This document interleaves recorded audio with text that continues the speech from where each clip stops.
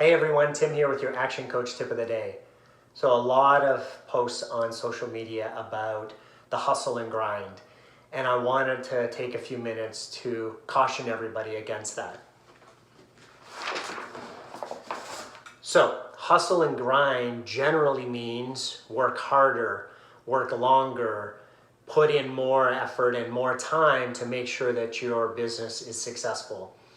And the reason that I caution against that is that 80% of businesses that start this year will be out of business in 5 years from now. And the number one reason for that is burnout. So if you're hustle and grinding, if you're working longer, harder, if you are putting in extra hours, burning the midnight oil, you're just accelerating your journey to burnout.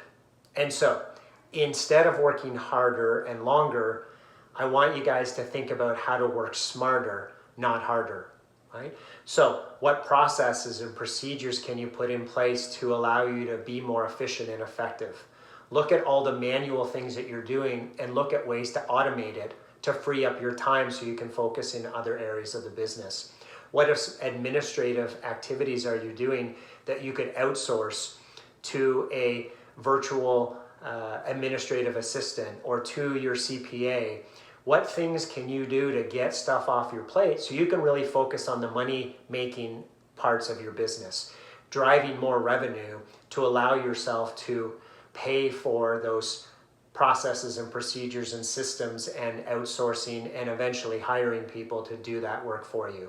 So please don't get caught into this false belief that hustle and grind is the answer.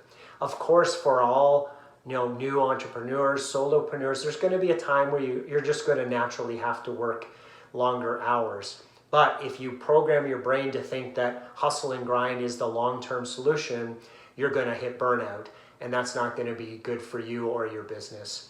Tim Campbell, working with real people to achieve real results. Have a great day, everyone.